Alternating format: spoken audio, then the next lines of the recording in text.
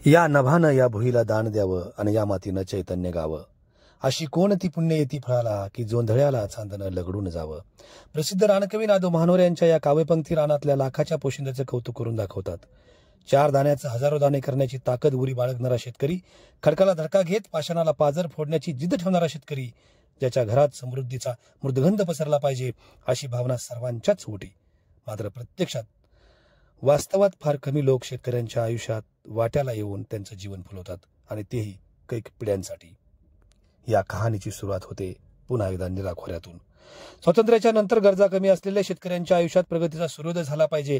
भारतीय अर्थव्यवस्थेचा कणा असलेल्या शेतीला मजबूत करायचे, तर अगोदर शेतकरी मजबूत आणि स्थिर झाला पाहिजे अशी भावना मनात बाळगून भांडवलशाही व्यवस्थेला समांतर लोकहितवादी व्यवस्था आणण्यासाठी बोटावर मोजण्या इतपत मंडळी कार्यरत होती.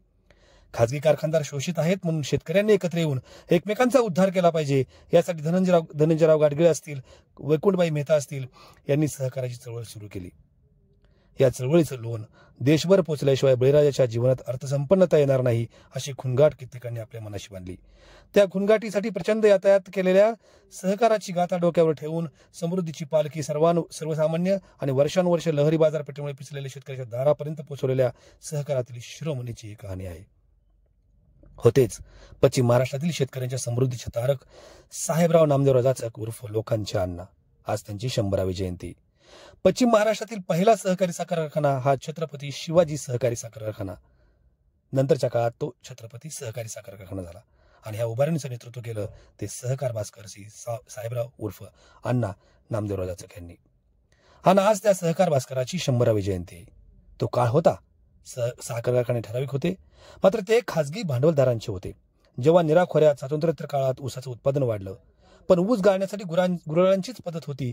मात्र गुऱ्हाळांची संख्या लक्षात घेता ऊस गळीताअभावी शिवारात शिल्लक राहील अशी परिस्थिती जेव्हा निर्माण झाली, अशा परिस्थितीमध्ये शेतकऱ्यांनी खाजगी साखर कारखानदारांचे पाय धरले, आणि या मालक असलेल्या मुजोर भांडवलदारांनी शेतकऱ्यांच्या हातात काडीपेटी दिली आणि सांगितलं, आम्ही सांगितलं होतं का तुम्हाला ऊस लावायला, जा पेटवून द्या तुमचा ऊस.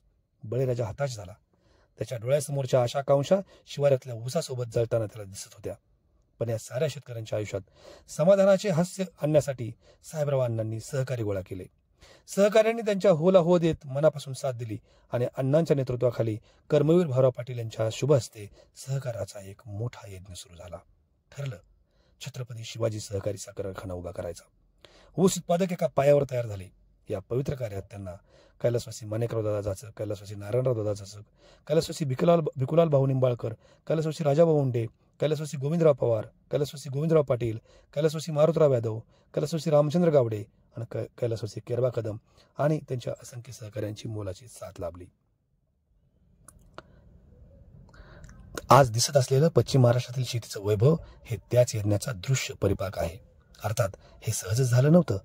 चांगल्या कामात विघ्न येत नाहीत असं होतं काय? कारखाना सुरू करायचं तर ठरलं, मात्र जेव्हा कारखान्याचा परवाना नवी दिल्लीत मिळायचा, त्या काळात नारायणराव जाचक आणि संसरचे बाबराव राजे भोसले दिल्लीला गेले.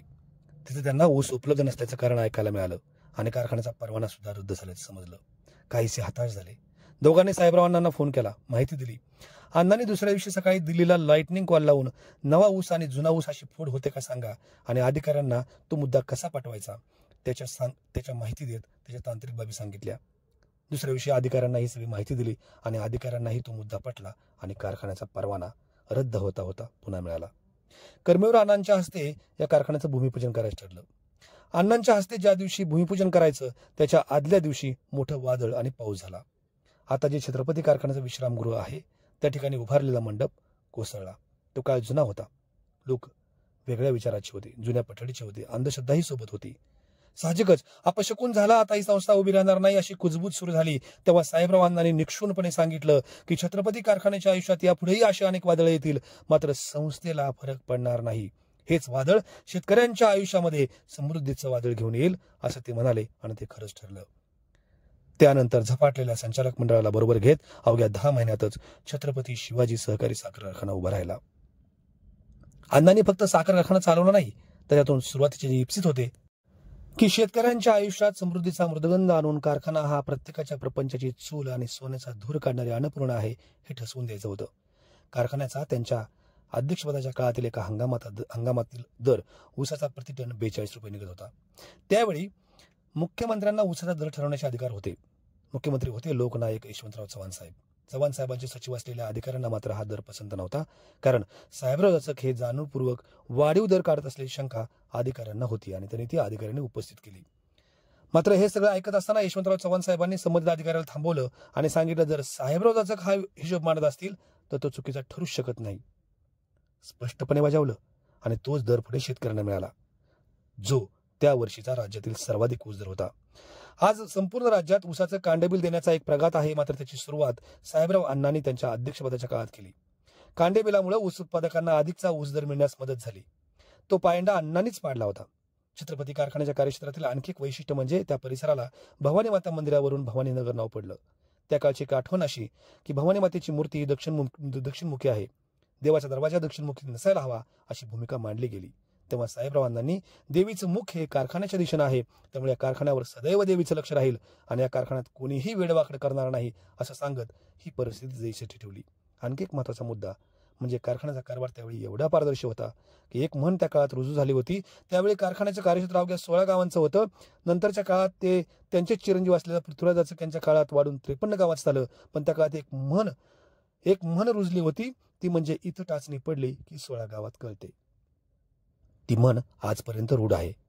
साहेबराव अण्णांचा जन्म 25 नोव्हेंबर 1925 म्हणजे 25-11-25 याची बेरीज होते 16. हा 16चा आकडा अण्णांसाठी खूप विशेष असायचा. कारखान्याचं कामकाज 16 आणे म्हणजे चूकच करणारा आत्मविश्वास सतत जाणवायचा. त्याच्या काळात कारखान्याचा कार्यभारही 16 गावांचा होता आणि 16ची बेरीज पुन्हा 7 होते. तेव्हा 7 देण्यासाठी सर्वजण तत्पर होते. त्यातून छत्रपती कारखान्याने खूप मोठा नावलौकिक प्राप्त केला. नंतरच्या काळात तो सातत्याने सहकाराचा हा नांदादीप तेवत ठेवला गेला. आता त्यांच्या जयंतीच्या शतकोत्तर काळात त्यांचेच वारसदार म्हणजे पृथ्वीराज जाचक अडचणीतील कारखान्याला सावरून त्यांच्या कार्यकर्तृत्वाचा आणि विचाराचा वारसा तेवढ्याच दिमाखाने पुढे नेत आहेत. पृथ्वीराज जाचक यांनीही अण्णा म्हणाले होते तशी अनेक वादळे येतील, मात्र संस्था टिकून राहील हे चांगले स्मरणात ठेवून छत्रपती पुन्हा पूर्वपदावर आणेपर्यंत शेवटचा श्वास घेणार नाही अशी शपथ घेत कामकाजाला सुरुवात केली. त्यांचे सहकारी देखील तसेच तत्पर आहेत. हा श्री छत्रपती शिवाजी साखर कारखान्याचा वारू अण्णांच्या नेतृत्वात यशस्वी दौड करायला लागला. अण्णांचा नियोजनबद्ध कारभार, निष्ठा, अनुशासन आणि छत्रपतीचा नावलौकिकाचा दरवळ उभ्या हिंदुस्थानात पसरवला. अण्णांची ही कर्तव्यपरायणता पाहून अण्णांची महाराष्ट्र राज्य साखर संघावर पहिले शेतकरी अध्यक्ष म्हणून निवड झाली. श्री छत्रपती सहकारी साखर कारखाना या अण्णांच्या आयुष्याचा आणि कर्तृत्वाचा अविर्भूत साक्षात्कार होता. त्यावरची निष्ठा त्यांच्या स्वप्नात सुद्धा त्यांनी ढळू दिली नाही. त्याचं पावित्र्य मांगल्य अबाधित राखण्यासाठी ते कायम तपस्वीसारखं झटत राहिले. आज त्यांच्या तपश्चर्येचं रोपटं विस्तीर्ण झालंय. नाविन्याच्या पालवीनं तो डवरून गेलाय. 53 गावांची अर्थव्यवस्था आज त्याच्या सावलीत विसावा घेते आणि आज अण्णांच्या जन्मशताब्दी वर्षात तो छत्रपती कारखाना पुन्हा एकदा गगनभेदी गरुड झेप घेतोय. अण्णांच्या या शताब्दी पर्वात आपल्याला मिळालेल्या दिव्य वारशाचं आपण सतत मनन करूया आणि या वास्तूचं सहकार्य टिकवण्यासाठी कटिबद्ध राहूया.